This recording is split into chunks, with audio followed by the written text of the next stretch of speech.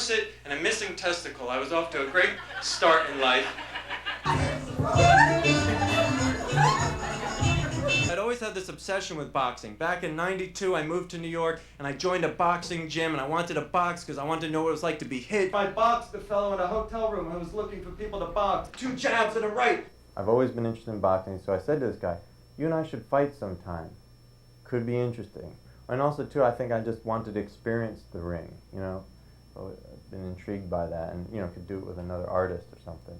Phone rings, I pick it up, and David, in this sort of like tremulous, little bit of a girlish, nervous voice goes, Jonathan, remember a year ago when you challenged me to fight at Den of Sin? I'm like, what? A year ago? Den of Sin? What are you talking about? Yeah, you challenged me to fight a year ago and I'm accepting your challenge. I go, David, that was 2 years ago. That was 1997. He's like, well, whenever. And again, it's always struck me so funny that, you know, I think the fact that he gnawed on this for 2 years and yet wanted to think that he'd only gnawed on it for a year, you know, it took him 2 years to get his courage up. And I go, well, that wasn't a challenge, it was just an idea. It's like, no, I was a challenge. You challenged me to fight. And do you accept my acceptance of your challenge? And so there I got the camera on me. What am I going to say? Well, so, I'm going to be fighting David Leslie. It's like a natural thing. Somebody challenges you to something and you're going to go, no thanks, and then you'll go, well, maybe I will. He's going to come at me like this animal. I used to jump off buildings. I'm angry, I'm 42. I'm watching him do a show, and it's the first time I've seen him dance when he comes out on stage. That's how he opened the show. And when he danced, afterwards he couldn't get his breath. He couldn't talk. He was gasping, and it was very noticeable. And as soon as I saw the deficit of wind and lung power, I'm thinking, wait a minute, I could have danced like that, and I wouldn't be winded like that. I could dance all night long.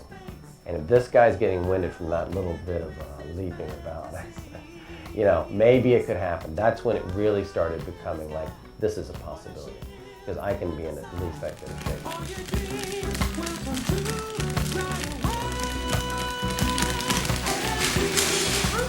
And, you know, I met Harry, my trainer, because David and I went to this film premiere of this really great documentary, On the Ropes. And Harry was the star of this documentary, and I got Harry's number then.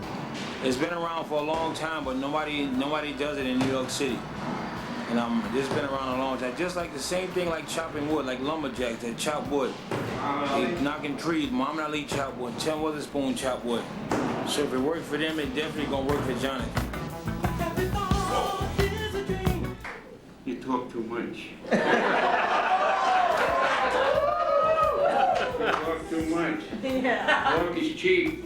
Neil was introduced to me by Bruce Silverglade at Gleason's.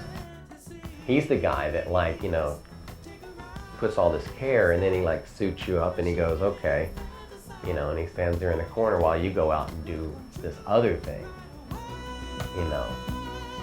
And he's the first guy that you look at when you come back to the corner. It's like, you know, it's like, what does it look like?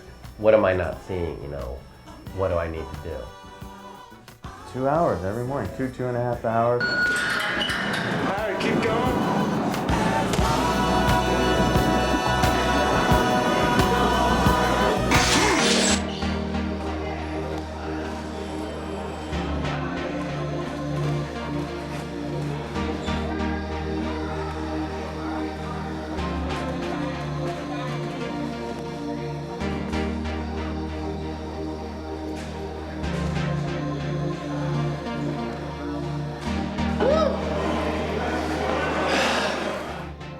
I think we'll definitely, both of us are going to feel pain.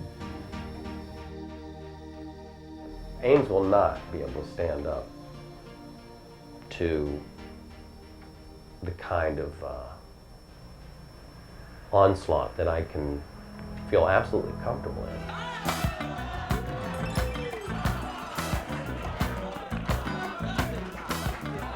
He's seen me perform. Somehow it aggravated him that I talked about a little bit about boxing on my stage shows. You know, there's something he does want to take me down. It will not be easy for him to beat me, even if, say, he does. He will have been through the most hellish experience of his life. Stay on. Nothing. Nothing. No matter how hard he hits me, I'll be like, you know, I know what that's like. This is fine. This is what we do. And when I like go bang and hit him, he'll be like, you know, like, oh God, you know, here it comes. But part of me is like, I don't like David saying that he's going to knock me out in the 3rd round or Harry's going to throw in the towel at the beginning of the 4th. That actually does challenge me. Like, all the kidding aside and all the fake trash talking or real trash talking, you know, he's not going to knock me out.